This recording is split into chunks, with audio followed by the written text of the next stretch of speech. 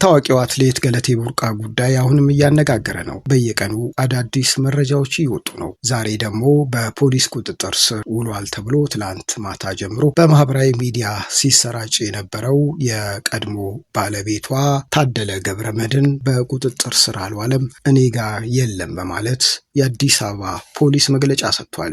ከትላንት ምሽት ጀምሮ አትሌት ገለቴ ቡርቃ ባለቤቷ አቶ ታደለ ገብረመድህን በአዲስ አበባ ፖሊስ ቁጥጥር ስር ዋለ የሚሉ መረጃዎች በማህበራዊ ሚዲያ በሰፊው ተሰራጭቷል። የአትሌት ገለቴ ቡርቃ ባለቤት በፖሊስ ተይዟል ብሎ ቲክቫ ጠይቋል። ቲክቫ ኢትዮጵያ የአትሌት ገለቴ ቡርቃ ባለቤት በፖሊስ ቁጥጥር ስር ውሏል መባሉ እውነት ነው ወይ ሲል አዲስ አበባ ፖሊስ ኮሚሽንን ጠይቋል። የኮሚሽኑ ህዝብ ግንኙነት ዳይሬክተር ኮማንደር ማርቆስ ታደሰ ብዙ ይወራል፣ የለም እኮ ፖሊስ ጋር የለም፣ እኛ ጋር የለም የሚል አጭር ምላሽ መስጠታቸውን መረጃ አውጥቷል። ግለሰቡ እንዳልተያዘና የሐሰተኛ መረጃ እንደሆነ የገለጹት ኮማንደር ማርቆስ አልተያዘም፣ በፖሊስ ቁጥጥር ስር አይደለም ሲሉ ለቲክቫ ኢትዮጵያ ተናግረዋል። ታዲያ ትላንት ምሽት መያዙን የሚያሳዩና ከወገብ በላይ ራቆቱን ከዛ በኋላ ሊያመልጥ ሲል ከሽጉጥ ጋር እንደተያዘ የሚያሳዩ መረጃዎች ከየት ወጡ? እንዴት ይሄ ምስልስ ተቀረጸ? ማን ያነሳው?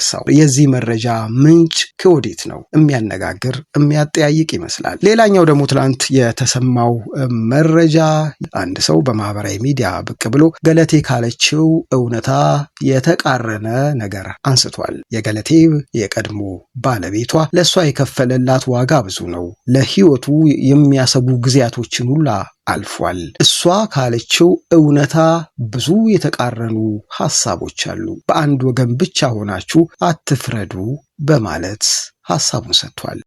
10 ቤት ሸጠዋል፣ 10 መሬት ሸጠዋል፣ 5 መኪና 4 መኪና ሸጠዋል ሲባል ሰምተናል። ግን እኛ ወንድማችን እየደጎም ነው እንደሚኖር ነው የምናውቀው። አይደለም የእሷን ገንዘብ ወስዶ ሊበለጽግ አይደለም ለዕለት ኑሮ የሚሆን ነገር ሌላም ጣሊያን ያለች እህታችን አለች፣ እሷም እኛም እየደጎም ነው እንደሚኖር ነው የምናውቀው። አዎ ጀግና አትሌት ነች። ግን ሰው የአደባባይና የቤት ባህሪው አንድ አይደለም። እኔ በሶሻል ሚዲያ እንደምታዩኝ ላልሆን እችላለሁ።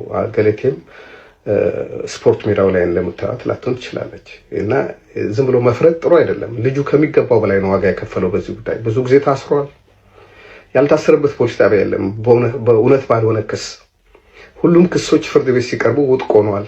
የሚመሰክራቸው ምስክር ተብሎ ቃል የሰጡ ሰዎች ዋሽተናል እያሉ ፋይላቸው እየተዘጋ የቀረቡበት ክሶች ሁሉ ጠቅላላ አንድ ሰው ሊሸከማቸው የሚችሉ አይደሉም። እንደውም ወንድማችን ባለማበዱ ነው፣ እኛ በጤና በመኖሩ ነው እግዚአብሔር የምናመስል። አሁንም በርካታ ኢትዮጵያውያን ታዋቂው አትሌት ገለቴ ቡርቃ የገጠማትን በማንሳት አሁን ደግሞ አዳዲስ የሚወጡ መረጃዎችን በመጥቀስ ጉዳዩ የበለጠ እውነታው መውጣት አለበት እያሉ ሀሳብ እየሰነዘሩ ነው። አትሌት ገለቴ ቡርቃ እንግዲህ በሰሞኑ በተለያዩ መገናኛ ብዙሃን ቀርባ በተለይም በሰይፉ ሾው ላይ እንግዲህ ባለፉት ጊዜያቶች ያፈራቻቸው ንብረቶች ሁሉ 10 መሬት እና 4 የተለያዩ መኪኖች በቀድሞ ባለቤቷ እንደተሸጠባትና እንደተከዳች አሁን ደግሞ የምትኖርበት የመጨረሻ ብቸኛ ቤት በፍርድ ቤት ሊሸጥ እንደሆነ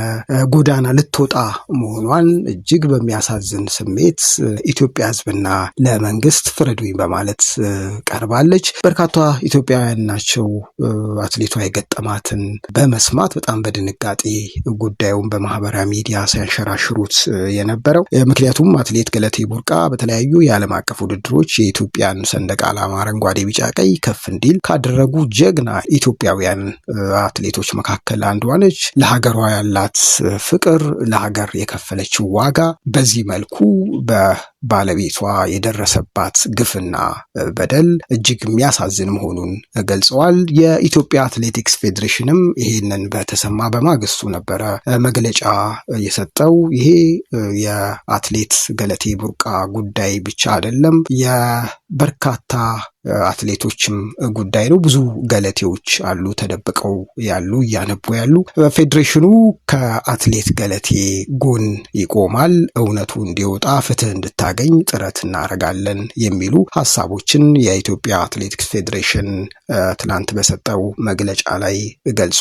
አትሌት ስለሺ ስህንና የፌዴሬሽኑ ምክትል ፕሬዚዳንት አትሌት መሰረት ደፋር ያነሷቸው ሀሳቦች እጅግ መነጋገሪያ ሆነው ነበር። በዚህ ጋዜጣዊ መግለጫ ወቅት የት ነበራችሁ? እቺ አትሌት ለበርካታ ዓመታት ስትቸገር ስታለቅስ ሰምታችኋል። ዛሬ ግን በሚዲያ ከወጣች በኋላ ይህንን ማንሳታችሁ ዘግይታችኋል የሚል ሀሳብም አንስተዋል። ብዙዎቹ የተነጋገሩበት ይገኛሉ። የአትሌት ገለቴ ቡርቃን ጉዳይ ማለት ነው። እንግዲህ ትላንት ምሽት ደግሞ በቁጥጥር ስር ውሏል መባሉ ከተሰማ በኋላ የአዲስ አበባ ፖሊስ በፍጹም እኔ ጋ የለም የሚል መረጃ አንስቷል። ሌሎች ወገኖች ደግሞ በሱ ወገን ያሉ ትክክል አይደለም የሚሉ ሀሳቦችንም እያጋሩን ይገኛሉ። እውነታው የቱ ጋ ነው ያለው? የትላንትናው ምስልስ ተይዟል ተብሎ በፎቶ የተሰራጨው ማን የለቀቀው ነው?